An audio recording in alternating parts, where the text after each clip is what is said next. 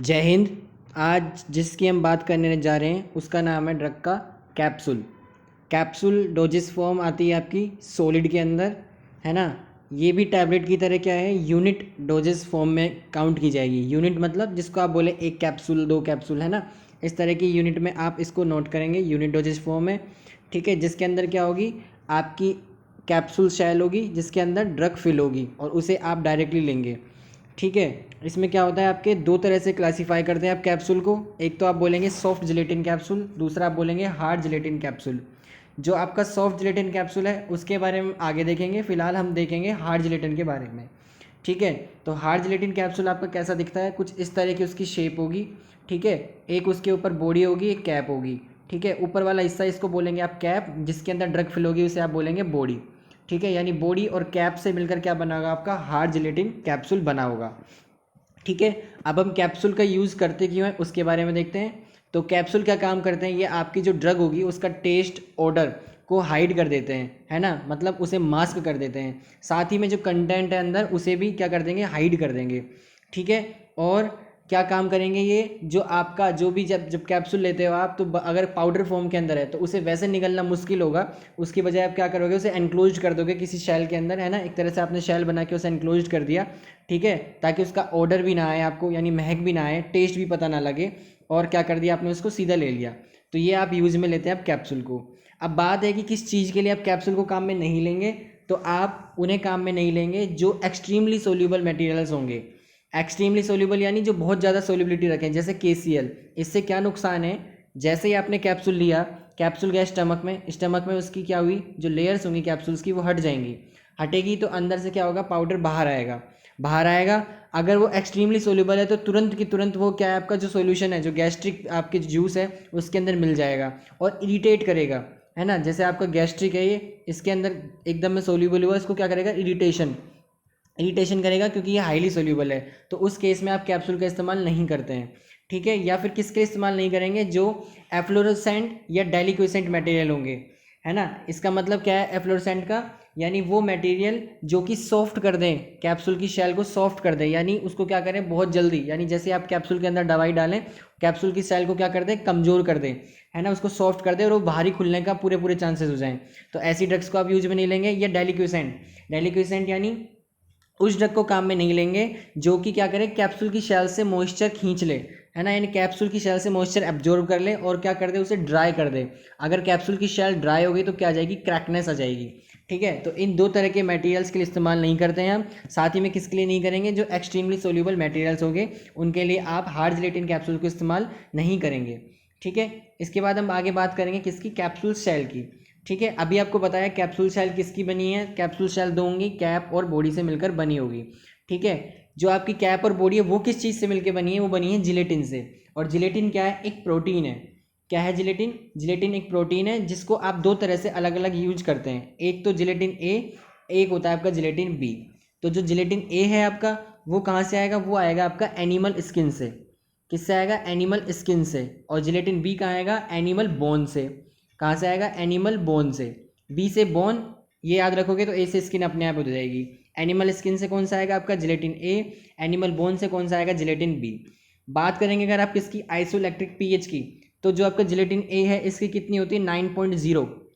ठीक है, और जो एनिमल बोन से आएगा यानी जिलेटिन बी, उसकी कितनी होती है, 4.7 की आपकी क्या होगी, आइसोइलेक्ट्रिक पीएच होगी। इसे आप दूसरे नाम से बोलते हैं, जिसे आप बोलते हैं ग्रीन बोन। इसे आप क्या बोलते हैं, ग्रीन बोन भी बोलते हैं। अब बात है कि आइसोइलेक्ट्रिक पीएच क्या होती है।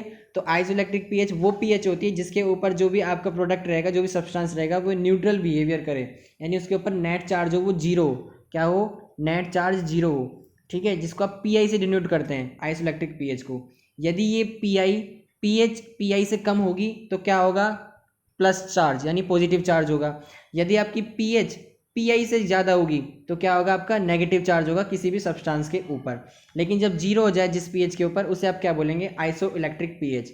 ठीक है, अब आइसोइलेक्ट्रिक पीएच अगर हम बनाए सोल्यूबिलिटी के तौर पर, तो अगर आप एक तरफ लिखिए पीएच बढ़ती हुई, एक तरफ आप लिखिए क्या, सोल्यूबिलिटी। ठीक है, इस केस में क्या होता है, आपको ग्राफ कुछ ऐसा मिलता है। ठीक है, यानी जब क्या होगा, सोल्यूबिलिटी सबसे ज़्यादा होगी उस वक्त पीएच सबसे कम होगी। ठीक है, और ये जो पॉइंट है, जिस पॉइंट पे आके सबसे कम सोल्युबिलिटी है और पीएच का सेंटर पॉइंट है, इसे ही आप क्या बोलते हैं, आइसो इलेक्ट्रिक पीएच। ठीक है, यानी आइसो इलेक्ट्रिक पीएच के ऊपर सोल्युबिलिटी भी सबसे कम होती है। ये फिनोमिना भी आप याद रख सकते हैं। ठीक है, इतना ज़्यादा ध्यान देने की जरूरत नहीं है, बस इतना याद रखो कि आइसोइलेक्ट्रिक पीएच जिलेटिन ए के लिए कितनी होती है, 9.0, और जिलेटिन बी के लिए 4.7 होती है। जिलेटिन बी को आप ग्रीन बोन भी बोलते हैं। ठीक है, और कहाँ से मिलती है ये, एनिमल बोन से। अगर कोई पूछ ले जनरली तो कैसे मिलेंगी आपको, कोलाजन होगा आपका। ठीक है, कोलाजन से क्या करेंगे आप, पार्शियल हाइड्रोलाइसिस करेंगे एसिड की प्रेजेंस में, तो क्या मिलेगा आपको, जिलेटिन ए। ठीक है, वैसे ही जब बोन को पार्शियल हाइड्रोलाइसिस करेंगे एल्केलाई की प्रेजेंस में, तो क्या मिलेगा, जिलेटिन बी। है ना, ये पूछता नहीं है कोई भी, लेकिन ध्यान रखने वाली बात है, एसिड से ए, अल्केलाइन से बी, बी से बेस के तौर पे याद रख सकते हैं। ठीक है, इसके बाद इसमें लिखा है टाइटेनियम डाइऑक्साइड। ये आपको बताया था ओपेसिफायर है, ओपेक करता है यानी हाइड करता है, चमक लाता है, वाइट कलर क्या करता है, जो आपकी कैप्सूल होगी उसको वाइट शेड दे देगा, और अंदर का जो प्रोडक्ट है, जो भी चीज़ है, उसे क्या कर देगा, हाइड कर देगा। जैसे दीवार बनाई सीमेंट की, ऊपर कर दिया आपने पेंट, तो जो अंदर की जो दीवार है वो हाइड हो गई। ठीक है, तो टाइटेनियम डाइऑक्साइड भी आप यहाँ पे काम में लेते हैं। ठीक है, ये हमने बात की कैप्सूल शेल की। अब बात आती है कि कैप्सूल के मेथड कौन से हैं, जिस तरीके से बनाए जाते हैं। तो दो तरह से आप बनाते हैं इसे, एक तो माउल्ड पिन मेथड से, दूसरा सेंट्रीफ्यूगल कास्टिंग मेथड के थ्रू। ठीक है, जो आपका माउल्ड पिन मेथड है, इसके अंदर क्या होता है, जनरली यूज आने वाला मेथड, इसमें आप ऐसे मानिए कि जैसे आपका ये बर्तन, इसके अंदर आपने जो भी जिलेटिन ए बी जो भी डालना है वो डाल दिया है ना, ये डाल दिया, प्लस क्या डाल दिया आपने, टाइटेनियम डाइऑक्साइड डाल दिया, साथ में फ्लेवर जो भी आपको डालना है, जो भी आपको चीज़ डालनी है वो डाल दी। अब क्या होगा, मशीन आएगी ऊपर से, जिसके ऊपर ऐसा कुछ मशीन होगी, उसमें से लंबी लंबी पिन होंगी, वो आएगी और इसको डिप करेगी। जैसे इसके अंदर डिप होगी आके, तो जो मटेरियल यहाँ पे सोल्यूबलाइज फॉर्म के अंदर है, सोल्यूशन की फॉर्म की तरह गाढ़ा है ना, गाढ़ा है, उसमें क्या होगी, डिप होगी। डिप होने के बाद क्या होगी, बैक आएगी ऊपर, और ये जितनी भी आपकी खांची बनी हुई लंबी लंबी जो बनी हुई है पिन, इनके ऊपर एडजस्ट हो जाएगी। ये पिन क्या होगी, रोटेट होने से क्या होगा, एक्स्ट्रा मटेरियल है जो वो हट जाएगा। यानी अब क्या हो गया स्थिति में, ये आपकी पिन सीधी हो गई, इन पिन के ऊपर जिलेटिन लगा हुआ है। ठीक है, जिलेटिन लगा हुआ है, और बाकी जो एक्स्ट्रा में आ गया था वो नीचे वापस चला गया, जो भी आपके जो आपका चैम्बर है जहाँ से वो आया था। ठीक है, अब पिन के ऊपर रह गया, अब क्या करोगे, इसको ड्राई करके इसे आउट कर लेंगे, एग्जैक्ट कर लेंगे, और आपका क्या बन जाएगा, कैप्सूल शेल तैयार हो जाएगी। ठीक है, कैप और जो आपकी बनाएंगे बॉडी, वो दोनों इसी तरीके से बनाई जाएंगी। दूसरा आपका होता है सेंट्रीफ्यूगल कास्टिंग मेथड। इसमें क्या होगा, आपका ऐसे चैम्बर होगा, चैम्बर के अंदर मटेरियल भरेंगे और सेंट्रीफ्यूज के थ्रू कास्ट करके, सेंट्रीफ्यूगल के थ्रू क्या करेंगे, आप कैप्सूल शेल बनाएंगे। ठीक है, इसके बाद आपका अगला जो पॉइंट आता है, इंपॉर्टेंट पॉइंट है, वो है आपकी कैप्सूल के साइजेज। तो अगर बात करें सबसे छोटा जो कैप्सूल का साइज है, ठीक है, तो वो कितना होता है, तो सबसे छोटा साइज होता है आपका 000 1.37 ml की कैपेसिटी इसकी वाटर की होगी। सबसे बड़ा कैप्सूल 000, सबसे छोटा 5। ठीक है, ध्यान से देखने वाली बात यह है कि जब 5 बोला है तो आप बड़ा ना समझें, इसे छोटा ही बोलेंगे। ठीक है, तो सबसे छोटा कैप्सूल 5 नंबर का, सबसे बड़ा 000 के अंदर कितनी आएगी कैपेसिटी, 1.37 ml। 5 के अंदर कितनी आएगी, 0.15। ठीक है, उसके बाद 00 0 1 2 3 4 5। याद कैसे होगा ये, सबसे पहले आप बोलें 000 000। ठीक है, 000 000 1 2 3 4 5। ठीक है, सबसे छोटा कौन सा, 5, सबसे बड़ा कौन सा, 000। ठीक है, अब बात करें कैपेसिटी की, तो कैसे याद करोगे, जस्ट अपोजिट करना है इसका। 1 क्या लिखा, 5 4 3 2 1, 5 4 3 2 1 लिख दिया, और आपने इस साइड में जो वैल्यूज है याद रख ली। ठीक है, याद रखने के लिए ये होगी इसकी कैपेसिटी। ये कैपेसिटी किस हिसाब से कि एक कैप्सूल शेल के अंदर कितनी मात्रा के अंदर आपका वाटर आ सकता है। ठीक है, तो सबसे ज़्यादा किस में आ रहा है, 1.37 ml 000 के अंदर, इसलिए क्या है, सबसे बड़ा है। और सबसे कम किस में आ रहा है, 5 वाले के अंदर, कितना है, 0.15 ml। ठीक है, इनके बाद आप इसकी वैल्यूज़ को ध्यान रखना है। ये हो गई आपके कैप्सूल के साइजेस।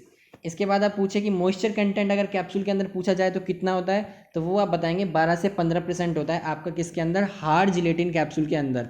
ठीक है, हार्ड जिलेटिन कैप्सूल के अंदर आपका मॉइस्चर कंटेंट होता है 12 से 15%।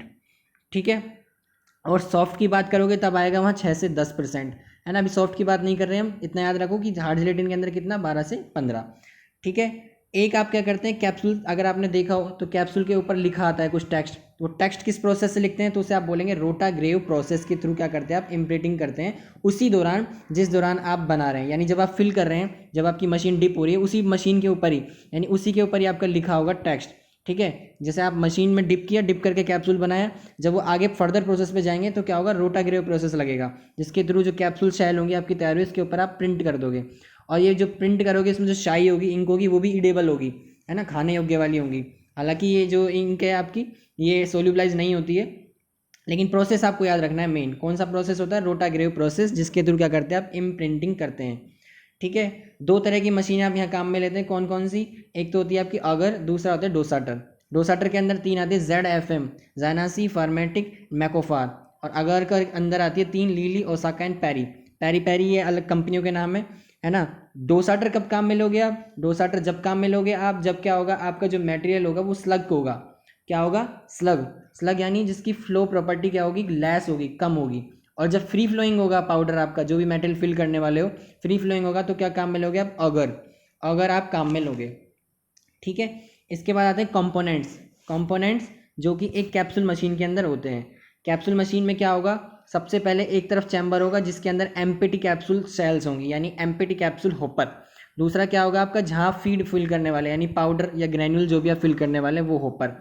उसके बाद क्या होगी, एक फीडिंग यूनिट होगी। ठीक है, फीडिंग यूनिट होगी, और यहाँ क्या होगा, एक रेक्टिफायर। ठीक है, रेक्टिफायर होगा। ठीक है, ये फीडिंग यूनिट देखो पहले इधर वाले पार्ट पे, जहाँ पे क्या करते हो आप, पाउडर फिल रखते हो, है ना। ये पाउडर आएगा, ऐसे एक नीचे चैम्बर होगा, इस पर फिल होगा, यहाँ कैप्सूल सेल्स आएंगे जिसमें भरेंगे हम। ये तो हो गई आपकी पाउडर ऊपर की बात। कैप्सूल ऊपर के अंदर क्या होगा, इसके अंदर ऐसे आपकी यूनिट्स होंगी। रेक्टिफिकेशन होगा, रेक्टिफिकेशन मतलब जो ऊपर से कैप्सूल आ रहा है उसमें ये ध्यान रखा जाएगा कि इस हिस्से में कैप आए, इस हिस्से में बॉडी आए। ठीक है, इस चीज़ को आप रेक्टिफाई यानी मशीन के थ्रू करेंगे वेरीफाई। और एक पर्सन भी होगा वहीं जो ये कंफर्म करेगा कि हाँ बिल्कुल कैप ऊपर की तरफ है, बॉडी नीचे की तरफ है, इस चीज़ को ध्यान में रखेगा।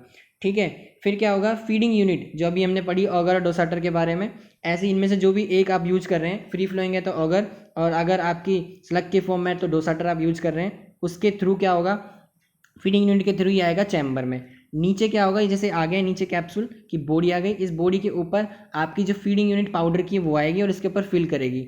अब दूसरी मशीन प्रेशर लगा के इसको कर देगी फिल। ठीक है, बॉडी बॉडी आपकी हो गई फिल।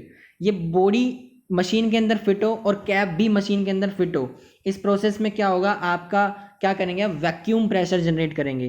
क्या करेंगे, वैक्यूम प्रेशर, जिसके थ्रू क्या होंगे, फिट हो जाएंगे इस मशीन के अंदर। ठीक है, चैम्बर के अंदर फिट हो गई आपकी बॉडी और कैप। अब मशीन ने फिल कर दिया इसके ऊपर, कैप जो आपकी बॉडी है उसके अंदर ड्रग फिल कर दी। ठीक है, इसके बाद क्या होगा, इसके बाद क्लोजिंग स्टेशन आएगा। ठीक है, क्लोजिंग स्टेशन मतलब ऐसी नोक्सी होंगी, कुछ नोक्सी होंगी मशीन के ऊपर, जो क्या करेंगी, कैप्सूल शेल के अंदर ड्रग को पूरी तरह फिल करने के बाद कैप लाएंगी ऊपर। ठीक है, कैप ऊपर लाएंगी और वैक्यूम के थ्रू ही क्या हो जाएंगी, एनक्लोज हो जाएंगी। इतना ध्यान रखना है कि क्लोजिंग स्टेशन के लिए आप क्या बोलेंगे, कौन से क्या बोलेंगे, प्रोसेस का नाम पैग रिंग। क्या बोलेंगे आप, पैग रिंग। क्लोजिंग स्टेशन मतलब पैग रिंग, ध्यान रखना है। ठीक है, जिससे क्या होगा, आपका बॉडी और कैप्सूल हो जाएंगे क्लोज्ड। क्लोज्ड हो गए, आप क्या करेंगे, छूटे के थ्रू क्या करेंगे, आप फील्ड कैप्सूल को अलग कर लेंगे, कलेक्टिंग चैम्बर में कलेक्ट कर लेंगे। ये होता है आपका कैप्सूल का प्रोसेस। ध्यान देने वाली बात यह है कि यहाँ हमने कैप्सूल नहीं बनाया है, यहाँ हमने क्या बनाया है, कैप्सूल के अंदर ड्रग भरी है। ठीक है, उस कैप्सूल मशीन में क्या क्या था, capsule hopper, powder hopper, general बात है, दोनों चीज़ चाहिए, है ना। जिसके अंदर एम्प्टी कैप्सूल सेल आप काम में लेंगे। रेक्टिफायर कैप और बॉडी का ध्यान रखेगा, कैप ऊपर की साइड रहे, बॉडी नीचे की साइड रहे। फीडिंग यूनिट जिसके थ्रू आप क्या करेंगे, फिल करने के लिए प्रोसेस तैयार करेंगे। ऑगर, डोसाटर, दो तरह से आप यूज करते हैं। क्लोजिंग स्टेशन, पैग रिंग से रिलेटेड, शूटे एंड कलेक्टिंग चैम्बर, ये आपके क्या होते हैं, कंपोनेंट ऑफ कैप्सूल मशीन। ठीक है, ये हमने बात की जनरल कैप्सूल मशीन के बारे में। हमने अभी बात की थी किसकी, सोल्यूबिलिटी की भी, है ना।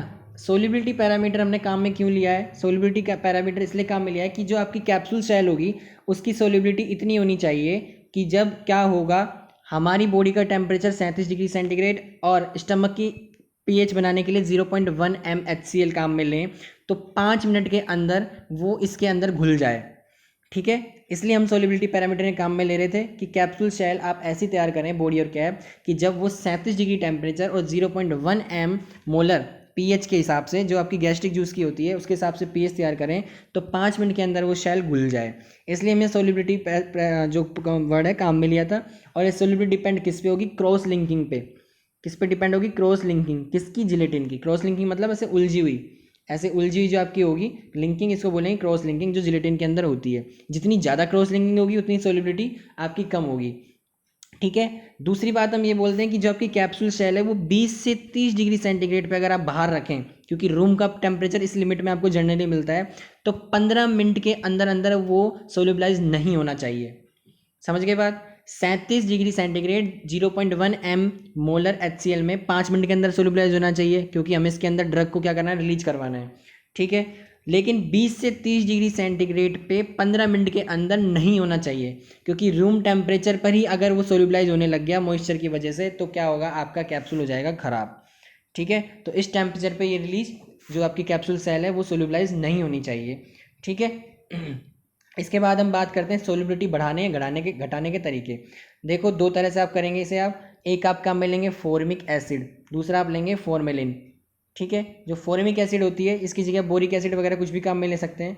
तो ये क्या करती है फॉर्मिक एसिड, फॉर्मिक टैनिंग को इंक्रीज कर देती है। किसको, टैनिंग को इंक्रीज कर देती है। या फिर क्या करती है ये करती है आपकी क्या, जो आपकी क्रॉस लिंकिंग है उसे कर देगी कम। क्रॉस लिंकिंग कम हो जाएगी तो क्या होगा, आपकी सोल्युबिलिटी बढ़ जाएगी। ठीक है, दूसरी तरफ फॉर्मेलिन क्या करती है, HCHO से डिनोट करते हैं जिसको आप, या फॉर्मेल्डिहाइड बोलते हैं। 37% ऑफ फॉर्मेल्डिहाइड को ही हम क्या बोलते हैं, फॉर्मेलिन। ध्यान रखना है, 37%, 37% ऑफ फॉर्मेल्डिहाइड को आप बोलते हैं फॉर्मेलिन। ये क्या करेगा, ये क्रॉस लिंकिंग को क्या कर देगा, लूज कर देगा। ठीक है, सॉरी टाइट कर देगा, जिससे क्या होगा, आपकी जो सोल्युबिलिटी है वो क्या हो जाएगी, एक सेकेंड है ना, सोल्युबिलिटी क्या होगी आपकी, घट जाएगी, है ना। जब आप फॉर्मिक एसिड के अंदर डालोगे तो क्या होगा, क्रॉस लिंकिंग को वो क्या कर देगा, इंटरनली जो आपकी क्रॉस लिंकिंग जो हुई है किसके बीच में, कैप्सूल सेल के बीच में, उसे क्या कर देगा, डिक्रीज। कैप्सूल सेल की क्रॉस लिंकिंग को डिक्रीज कौन करेगा, आपका वो करेगा फॉर्मिक एसिड, है ना, डिक्रीज कर देगा, जिससे क्या होगी, सोल्युबिलिटी बढ़ जाएगी। ठीक है, दूसरी तरफ फॉर्मेलिन क्या करेगा, इस क्रॉस लिंकिंग को क्या कर देगा, बढ़ा देगा, जिससे क्या होगी, सोल्युबिलिटी डिक्रीज हो जाएगी। ठीक है, वर्ड सिर्फ एक ध्यान में रखना है कि इंटरनली जो क्रॉस लिंक्ड है, आपकी क्रॉस लिंकिंग है जिलेटिन मॉलिक्यूल्स की, उसको डिक्रीज करने का काम कौन करेगा, फॉर्मिक एसिड। ठीक है, और उस क्रॉस लिंकिंग को इंक्रीज करने का काम कौन करेगा, फॉर्मेलिन। ठीक है, और फॉर्मेलिन आप किसको बोलते हैं, 37% ऑफ फॉर्मेल्डिहाइड को आप बोलते हैं फॉर्मेलिन। इस वर्ड को ध्यान में रखना है।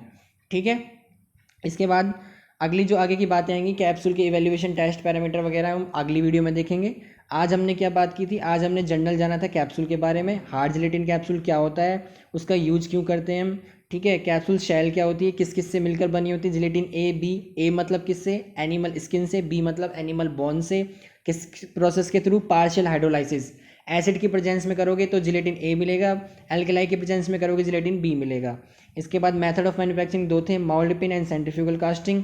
ठीक है, कैप्सूल साइज की बात की, सबसे बड़ा कौन सा, 000, सबसे छोटा कौन सा, 5। ठीक है, इस पे बाद में बात की कौन सा प्रोसेस की, रोटाग्रेव प्रोसेस, जिसके थ्रू क्या करते हैं आप, इम्प्रिंटिंग करते हैं। मॉइस्चर कंटेंट कितना, 12 to 15% आपका होता है हार्ड जिलेटिन कैप्सूल का। सॉफ्ट में कितना होता है, 6 से 10%। ठीक है, कैप्सूल मशीन दो तरह की, अगर आपका मटेरियल फ्री फ्लोइंग है ना, यानी इजीली फ्लो करने वाला है, तो क्या काम में लेंगे आप, अगर। और अगर आपका प्रोसेस क्या है, जो मटेरियल फ्री फ्लोइंग नहीं है या स्लग की फॉर्म में, तो क्या काम में लेंगे आप, डोसाटर। डोसाटर के अंदर 3 तरह से आती है, जर्नसी, फर्मेटिक एंड मैकोफार। अगर के अंदर लीली, ओसाका एंड पेरी। इसके बाद कंपोनेंट की बात की थी हमने, कौन कौन से कंपोनेंट रहते हैं, capsule hopper, powder hopper, rectifier, feeding unit, closing station, chute and collecting chamber. Closing station के बारे में क्या ध्यान रखना है, word peg ring, peg ring को ध्यान में रखना है। इसके अलावा हमने क्या बात की थी, फॉर्मेलिन की, जो क्या करेगी, क्रॉस लिंकिंग को बढ़ा देगी, है ना। कितने क्या बोलते हैं फॉर्मेलिन, 37% ऑफ फॉर्मेल्डिहाइड को आप बोलते हैं फॉर्मेलिन। ठीक है, तो आज की वीडियो आपने देखी उसके लिए बहुत बहुत आपको धन्यवाद एंड जय हिंद।